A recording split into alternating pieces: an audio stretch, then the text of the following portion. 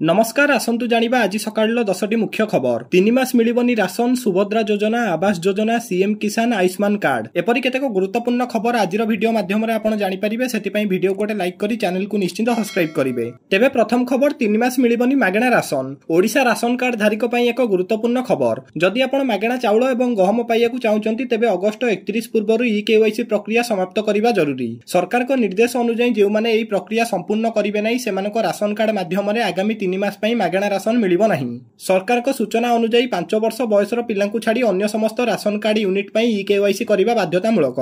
जदि निर्धारित समय मध्य रे एई प्रक्रिया समाप्त न हुए तेबे संपृक्त यूनिट राशन कार्ड को बाद दिया जाई पारे। तेबे जे माने समय मध्य रे ई-केवाईसी संपूर्ण करिवे सेमाने परवर्ती मासरु खाद्य शस्य पाइया पई योग्य हेबे। तेबे परवर्ती खबर चाषी को मिलिला सीएम किसान टंका। पवित्र कृषि भित्तिक गणपर्व पवित्र नुआखाई अवसर रे मुख्यमंत्री मोहन चरण माझी सीएम किसान रो सहायता राशि व्यवस्थार शुभारंभ करचंती। 2025-26 रबि ऋतुरे प्रारंभिक कृषि कार्य पई प्रदान करा जाइथिबा ई सहायता राशि द्वारा राज्य रे प्राय 91 लाख रु अधिक चाषी उपकृत हेउथिया बेरे कोरापुट जिल्लार 1 लाख रु ऊर्ध्व चाषी उपकृत हेइचंती। भुवनेश्वर ठारे मुख्यमंत्री को द्वारा डीबीटी माध्यम रे सहायता राशि प्रदान रो शुभारंभ करा जाइछि। तेबे परवर्ती खबर पुरी रे नो फ्लाइंग जोन ने पुणी उडिला ड्रोन। पुणी श्रीमंदिर उपरे उडिला ड्रोन। मार्केट छकरु श्रीमंदिर निकट पुणी श्रीमंदिर निकटरु ड्रोन टी दोलमंडप साई पर्यंत मारिछि पैंतरा। मार्केट छकटारु ड्रोन टी को ऑपरेट करा जाइथिबार अनुमान करा जाउछि। पुरी पुलिस यार तदंत करियाकु दाबी उठाइछि। बारंबार पुरी श्रीमंदिर उपरे ड्रोन उड़थिबारु मंदिर सुरक्षा प्रति विपद देखा जाइछि। तेबे एहा प्रथम थर करी नुहे, एहा पूर्वरु मध्य श्रीमंदिर पाखरे ड्रोन उड़ा जाइछि एवं कैमेरा चश्मा लगाई भितरकु मध्य प्रवेश करूचंती युवक।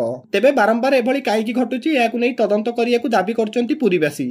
तेबे परवर्ती खबर अत्यावश्यक खाद्य उपरे हेबो जीएसटी छाड़। रुटी, क्षीर, छेना भली अत्यावश्यक खाद्य उपरे छाड़ हेबो जीएसटी। विशेष करी 5% रु 18% जीएसटी लागू होइथिबा खाद्य एवं सामग्री उपरे जीएसटी छाड़ कराइबे बोली सूचना मिलिछि।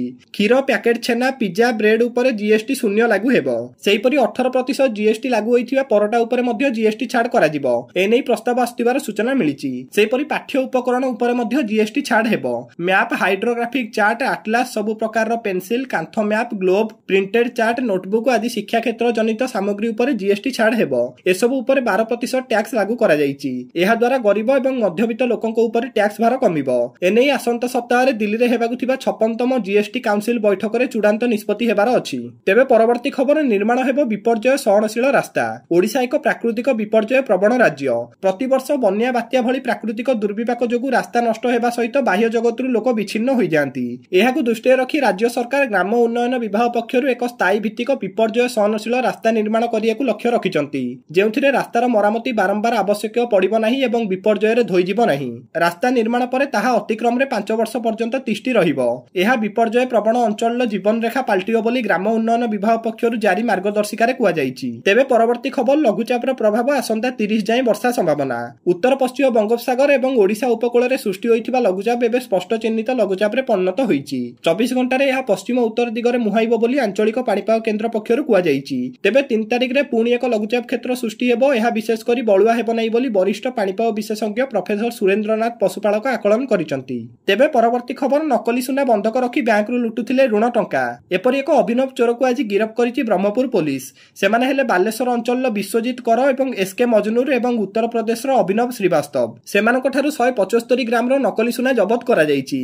2 जण को आज कोर्ट चालान करा जाइथिया बेले जण को आसंता काली कोर्ट चालान करा जियो बोली एसपी सूचना दैचंती। मजनूर पूरा घटनार मास्टरमाइंड बोली जणा पड़िछि। एमाने हिंजिली अंचल पी पुरुषोत्तम को मोहरा करी तांको नारे विभिन्न बैंक रु प्राय 24 लाख टका लुटी नैचंती। तेबे परवर्ती खबर सुवर्णरेखा और बैतरण्य कमुची जलस्तर। सुवर्णरेखा और बैतरण्य नदी रे जलस्तर कमिले भी दुर्दशा कमुनी। बैतरण्य शाखा नदी काणी नदी रे घाई जोगु नाई नथिबा समस्या उपुजिछि। बन्या जोगु कार घर भासी जाइछि तो कार गाड़ी, टंका, दरकारी कागज पत्र, अन्यान्य आवास पत्र भासी जाइछि। दशरथपुर ब्लॉक रो 19टी पंचायत बन्या रे प्रभावित हेइछि। 5000 रु अधिक चाष जमी रे बन्या जल जमी रहिथिबारु धान नष्ट हेबार आशंका रहिछि। सेपटे प्रलयनकारी बन्या पानी निखोज थिबा कॉलेज छात्रंक मृतदेह उद्धार होइछि। राज्य रे बन्या स्थिति सुधार को आसीछि। सुवर्णरेखा एवं बैतरणी बेसिन ने विपद संकेत तळकु आछि पानी। भोगराईर 6टी पंचायत एबे ही पानी घेरर रहिछि। तेबे परवर्ती खबर आत्मसमर्पण कले 31 माओवादी। भुसुडची माओ दुर्ग छत्तीसगढ़ रो बिजारपुर रे आत्मसमर्पण करचंती 31 जण माओवादी। समस्तक नारे थिला 81 लाख टंकार पुरस्कार। छत्तीसगढ़ बिजारपुर पुलिस निकट रे 31 जण माओवादी आत्मसमर्पण करचंती। समाज रे मुख्य स्रोत रे शामिल हेबाकु सेमानकु आर्थिक सहायता जोगाई दिया जाइछि। अन्यपटे छत्तीसगढ़ महाराष्ट्र सीमा रे सुरक्षा बलर एनकाउंटर रे 4 माओवादी निपात होइतिबार मध्ये सूचना मिलिछि। କରାଯାଇଛି। ତେବେ ପରବର୍ତ୍ତୀ ଖବର ସମୁଦ୍ରରେ ଓଲଟିଲା ଡଙ୍ଗା। ଗଞ୍ଜାମ ପୋଡମ୍ପେଟା ସମୁଦ୍ରରେ ଓଲଟିଲା ଡଙ୍ଗା। ଡଙ୍ଗାରେ ଥିବା 7 ଜଣ ମତ୍ସ୍ୟଜୀବୀ ସମୁଦ୍ରରେ ପଡ଼ିଯାଇଥିଲେ। 7 ଜଣ ମତ୍ସ୍ୟଜୀବୀ ମଧ୍ୟରୁ 6 ଜଣ ପହଁରିକି କୂଳକୁ ଆସିଥିବା ବେଳେ ଜଣେ ନିଖୋଜ ଅଛନ୍ତି। ନିଖୋଜ ମତ୍ସ୍ୟଜୀବୀକୁ ଖୋଜାଖୋଜି କରୁଛନ୍ତି ସ୍ଥାନୀୟ ମତ୍ସ୍ୟଜୀବୀମାନେ। ଏପର୍ଯ୍ୟନ୍ତ ଯାଏଁ ଉଦ୍ଧାରକାରୀ ଟିମ୍ ପହଞ୍ଚି ପାରିନି। ମାଛ ମାରିବା ପାଇଁ 7 ଜଣ ମତ୍ସ୍ୟଜୀବୀ ଡଙ୍ଗାରେ ସମୁଦ୍ରକୁ ଯାଇଥିଲେ। ତେବେ ପରବର୍ତ୍ତୀ ଖବର ଆଠଗଡ଼ରେ ଉତ୍ପାତ କରୁଛନ୍ତି ହାତୀ। ହାତୀ ପାଇଁ ଟେନସନରେ ବନ ବିଭାଗ। ଆଠଗଡ଼ ବନଖଣ୍ଡ ଅଧୀନ ଓରନ୍ଦା ଜଙ୍ଗଲରେ 15 ଟିକିଆ ହାତୀ ପଲ ପାଇଁ ବନ ବିଭାଗ ଏବେ ଗାଁ ଗାଁ ବୁଲି ସଚେତନ କରୁଛି। ହାତୀ ସହିତ ଲଢ଼େଇ ନକରି ବନ ବିଭାଗକୁ ତୁରନ୍ତ ଖବର ଦେବା ପାଇଁ ବନ ବିଭାଗ ମାଇକ୍ ଯୋଗେ ଅନୁରୋଧ କରିଛି। 18 ଟିକିଆ ହାତୀପଲଙ୍କ ମଧ୍ୟରୁ 6ଟି ଦନ୍ତା ହାତୀ ରହିଥିବାର ବନ ବିଭାଗ ପକ୍ଷରୁ ସୂଚନା ମିଳିଛି। ହାତୀମାନଙ୍କର ଗତିବିଧି ଉପରେ ତୀକ୍ଷ୍ଣ ନଜର ରଖିଛି ବନ ବିଭାଗ। ଓରନ୍ଦା ଜଙ୍ଗଲରେ ଏକ ୱାଚ୍ ଟାୱାର ଉପରେ ରହି ହାତୀମାନଙ୍କର ଚଳପ୍ରଚଳ ଉପରେ ଦୂରବୀକ୍ଷଣ ଯନ୍ତ୍ର ସାହାଯ୍ୟରେ ନଜର ରଖାଯାଇଛି। ତେବେ ପରବର୍ତ୍ତୀ ଖବର ବଦଳିବ ପ୍ରଥମରୁ ଅଷ୍ଟମ ପାଠ୍ୟପୁସ୍ତକ। ଜାତୀୟ ଶିକ୍ଷାନୀତି ଅନୁସାରେ ହେବ ପାଠପଢ଼ା। ଏନେଇ ପ୍ରସ୍ତୁତି ହେଉଛି ନୂଆ ପାଠ୍ୟପୁସ୍ତକ। ପ୍ରଥମରୁ ଅଷ୍ଟମ ଶ୍ରେଣୀ ମଧ୍ୟରେ 55ଟି ପାଠ୍ୟପୁସ୍ତକ ପରିବର୍ତ୍ତନ କରାଯିବ। ଏଥିପାଇଁ ଆରମ୍ଭ ହୋଇଛି ପ୍ରସ୍ତୁତି। ଘନ ଘନ ବୈଠକ, ନୂଆ ନୂଆ ପରିବର୍ତ୍ତନ। ଜାତୀୟ ଶିକ୍ଷାନୀତି କାର୍ଯ୍ୟକାରୀ ନେଇ ଜୋରଦାର ପ୍ରୟାସ ଚଳାଇଛି ଗଣଶିକ୍ଷା ବିଭାଗ।